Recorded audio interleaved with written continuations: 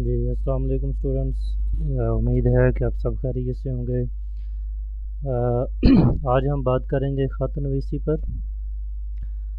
ख़त का सवाल जो कि यकीनी तौर पर बहुत अहम है इम्तिहानी नुक्ता नज़र से, और ये सवाल क्लास 9th और क्लास 12th में जो है वो बोर्ड के पेपर में आता है। तो दोनों क्लासेस में ये इसके नंबर 10 होते हैं। तो आज हम बात करेंगे कि ख़त क्या है और इसकी अक़साम क्या हैं और इसको कैसे लिखा जाता है बोर्ड में, इसको लिखने का तरीका क्या है। तो चलें इसको शुरू करते हैं। ख़त नवीसी, यकीनी तौर पर ख़त नवीसी का लफ्ज़ सुनकर आपके जहन में जो है वो एक सवाल आता है कि ये ख़त नवीसी क्या है। तो ख़त लिखना ही क्या है, ख़त नवीसी है। और ख़त की तारीफ़ क्या है। ख़त अरबी ज़बान का लफ्ज़ है जिसके मानी तहरीर, लकीर, निशान के हैं।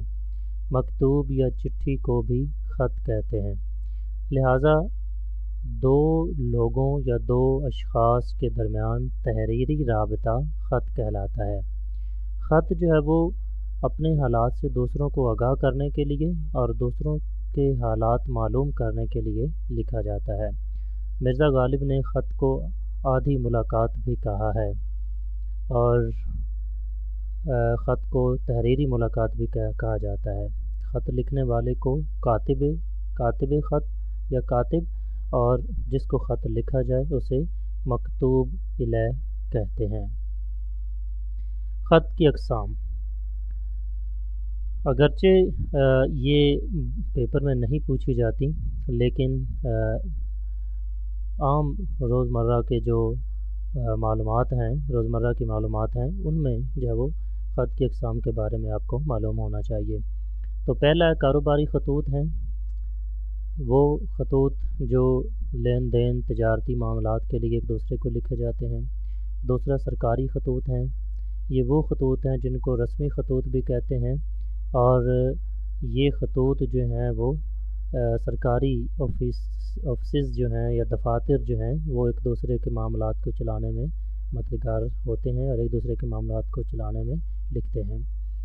अमूमी ख़तूत और रस्मी अमूमी ख़तूत और अमूमी ख़तूत क्या होते हैं? वो ख़तूत हैं जो हम आम तौर पर एक दूसरे से रब्ता करने के लिए लिखते हैं। तो ये अमूमी ख़तूत होते हैं और इनको गैर रस्मी ख़तूत भी कहते हैं। रस्मी और सरकारी ये एक ही किस्म की जो है वो ये दो नाम हैं। उसके बाद चलते हैं जी ख़त के हिस्से, यानी ख़त के कौन कौन से और कितने हिस्से होते हैं। तो सबसे पहले देखिए कि ख़त का पहला हिस्सा जो है वो कौन सा है। तो ख़त अमूमन इन हिस्सों पर मुश्तमिल होता है, जिसमें पहला है मकाम रवानगी और तारीख़, यानी जहाँ से आप ख़त लिख रहे हैं उस जगह का नाम और उस दिन की तारीख़ क्या है। नंबर 2 पर है आदाब व तस्लीमात, यानी आपने जिसको ख़त लिखना है उसको किस नाम से पुकारना है और उसके बाद अस्सलाम वालेकुम लिखना है। उसके बाद है जी ख़त का मतन। ख़त का मतन जिसको नफ्स मज़मून कहते हैं या बॉडी ऑफ द लेटर, ये ख़त का जो समझिए कि दिल होता है, कि यही वो पैराग्राफ है कि जो कि ख़त के असल मकसद पर मुश्तमिल होता है, और इसी में आपने वो मकसद लिखना होता है जिसके लिए आप ख़त लिख रहे हैं। वैसे तो ख़त लिखने के ये जो नफ्स मज़मून है इसको लिखने के 3 पार्ट्स हैं, यानी 3 हिस्सों में इसको लिखना चाहिए, लेकिन हम आगे चल कर बात करेंगे। नंबर 4 पर है जी ख़त का हिस्सा, वो है इख्तिताम मकतूब, यानी जो इख्तिताम है ख़त का यानी नफ्स मज़मून का, वो आपने कैसे करना है। और नंबर 5 पर है कातिब, यानी लिखने वाले का नाम और पता, यानी कि वो आखिर में अपना नाम और एड्रेस या पता लिखेगा।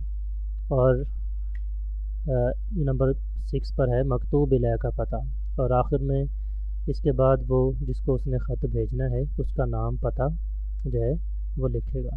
تو یہ تھے خط کے حصے۔ اس کے بعد ضروری باتیں، اب یہ چیزیں جو ہے وہ آپ لوگوں کے لیے بہت اہم ہیں اور ان کو آپ نے غور سے سننا ہے، ہو سکے تو آپ ان کو نوٹ بھی کر سکتے ہیں تاکہ جب بھی آپ بورڈ میں خط لکھیں تو آپ ان باتوں کو ذہن میں رکھیں۔ دیکھتے ہیں جی کون سی ضروری باتیں ہیں۔ پہلی چیز، نفس مضمون کے حصے۔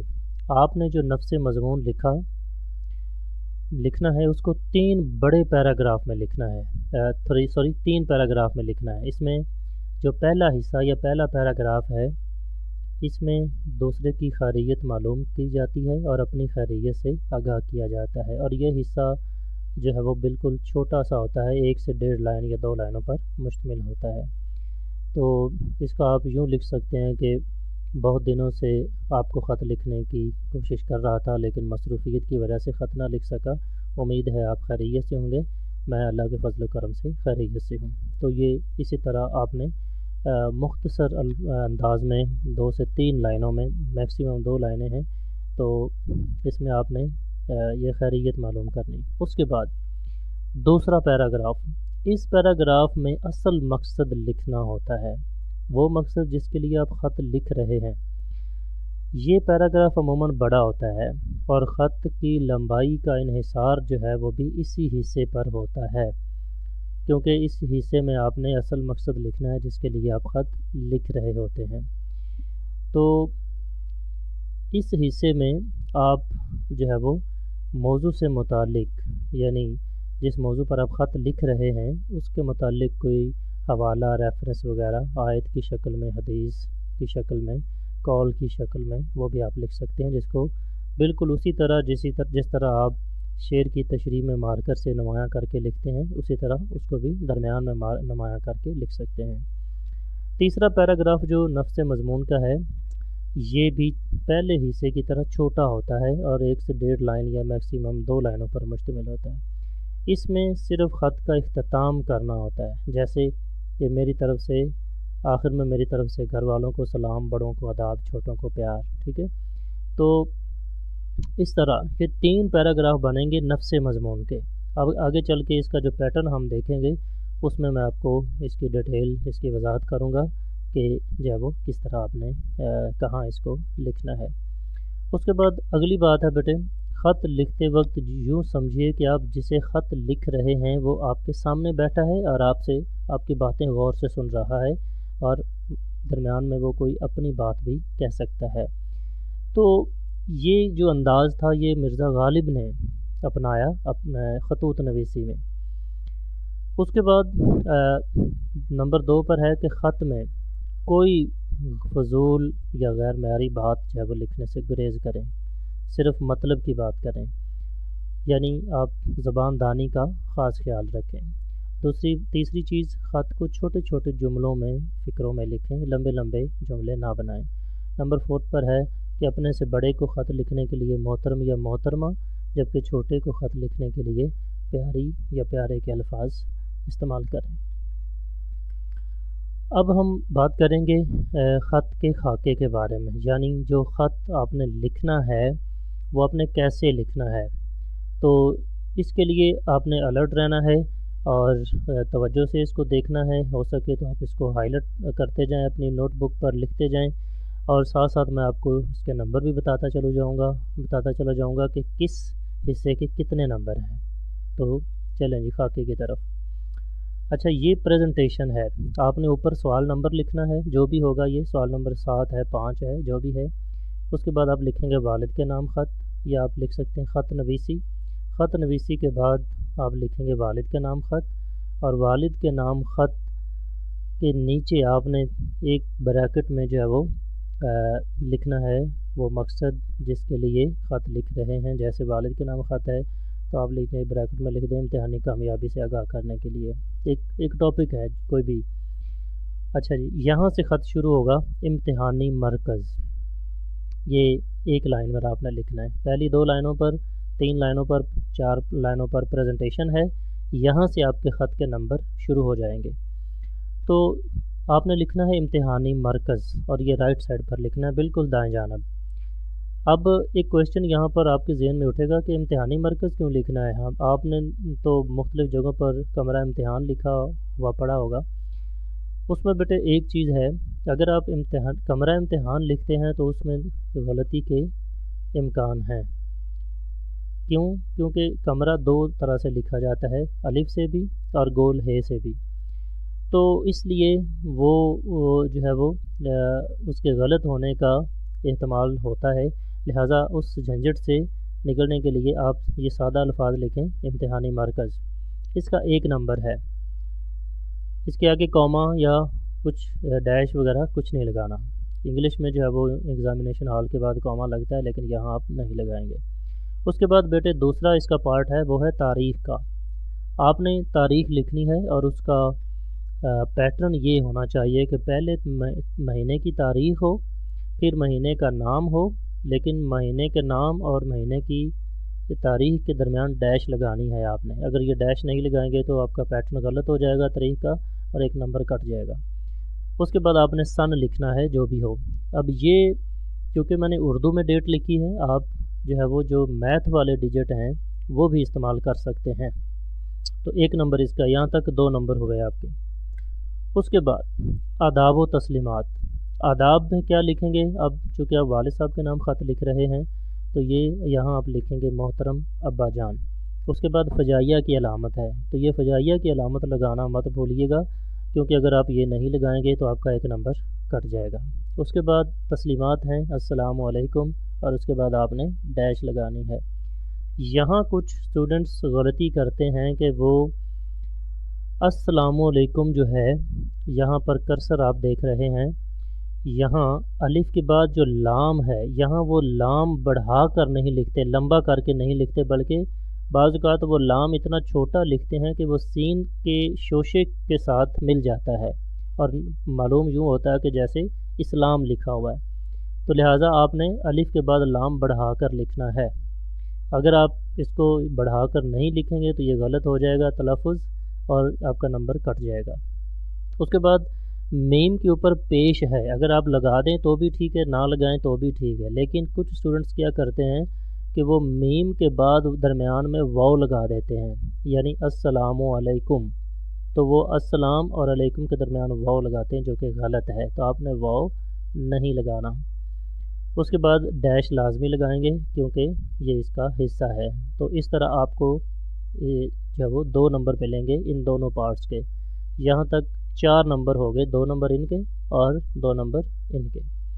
اس کے بعد ہے جی نفس مضمون، خط کا جو یہ حصہ ہے اس کو کہتے ہیں نفس مضمون، یہ جتنی جو لائنیں شو ہو رہی ہیں یہ نفس مضمون ہے۔ اب آپ نے یہاں سے خط لکھنا شروع کرنا ہے، تھوڑی سی اسپیس چھوڑ دیں، یہاں سے ہی لکھنا شروع کرنا ہے اور آپ نے ایک دم سے شروع کرنا ہے، یہ نہیں لکھنا جیسے عموماً نوٹس میں یا گائیڈز میں لکھا ہوتا ہے کہ بعد عرض ہے کہ میں خیریت سے ہوں، یہ لفظ، یہ جملہ یا یہ الفاظ آپ نے قطعاً نہیں لکھنے، بلکہ آپ اس طرح سے براہ راست شروع کریں۔ ابا جان بہت دنوں سے آپ کو خط لکھنا چاہتا تھا، لیکن معذرت خواہ ہوں کہ اپنی مصروفیت کی وجہ سے میں خط نہ لکھ سکا، امید ہے کہ آپ خیریت سے ہوں گے اور میں اللہ کے فضل و کرم سے خیریت سے ہوں۔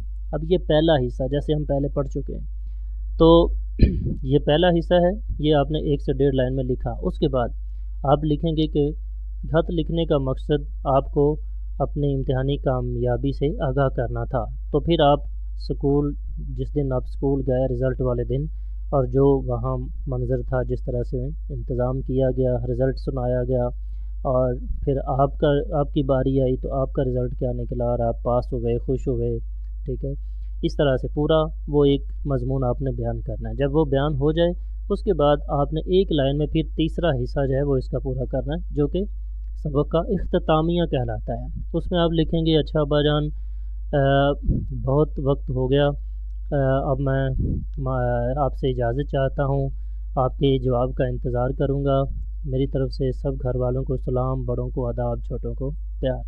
اس طرح سے یہ جو نفس مضمون کا حصہ ہے یہ آپ نے پورا کرنا ہے۔ اس کے بعد یہ دیکھیں، یہ ہے والسلام، اب یہ بالکل آپ نے لیفٹ سائڈ پر لکھنا ہے۔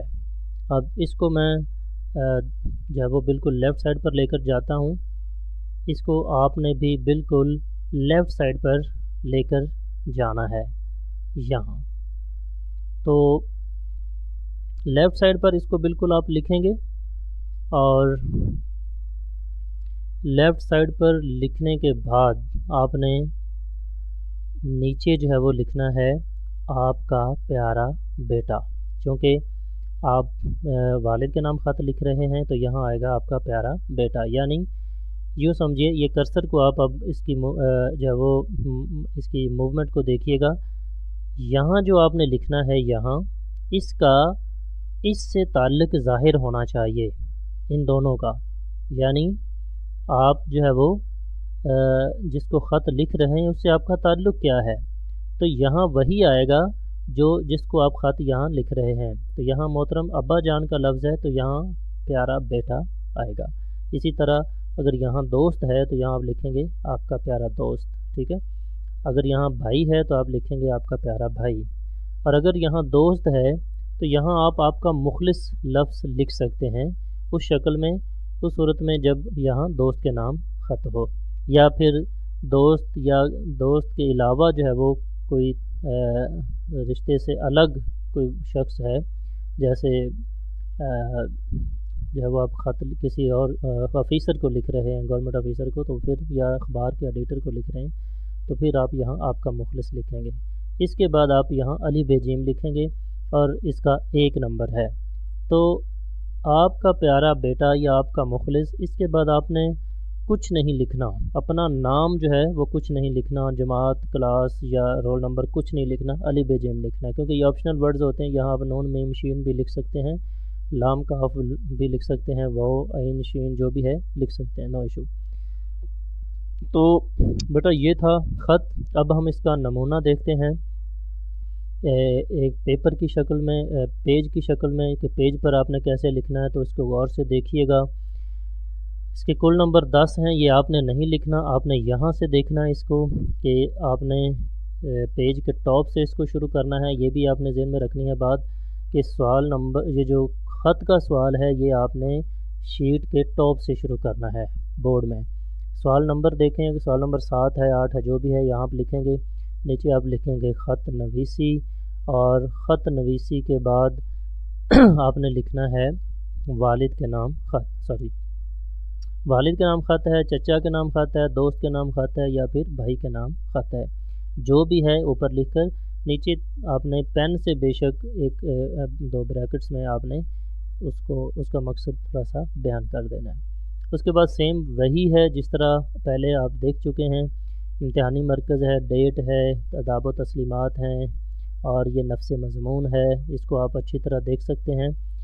اور اسی طرح پہلا حصہ اپنے حالات سے آگاہ کرنا دوسروں کی خیریت معلوم کرنا. دوسرا حصہ بڑا ہوتا ہے اور اس میں وہ مقصد لکھنا ہوتا ہے جس کے لیے آپ خط لکھ رہے ہیں. تیسرا حصہ اختتامی سطریں ہیں. اس کے بعد وسلام اور پھر آپ کا پیارا بیٹا علی بے جیم. تو اس طرح سے بیٹے اگر آپ اس طرح پریزنٹیشن کر کے اس طرح جو ہے وہ پارٹ وائز اور اس طرح جو ہے وہ آپ ہر ایک حصہ درست لکھیں گے تو آپ پورے کے پورے نمبر یعنی 10 نمبر آپ حاصل کر سکتے ہیں. اس لیکچر کے بعد میں آپ کے کامنٹس کا اور آپ کے جو ہے وہ رائے کا انتظار کروں گا. لازمی دیجیے گا. اگر کوئی کویشچن ہو تو آپ اس میں لازمی چھوڑ دیجیے گا اپنے کامنٹس میں. بہت شکریہ.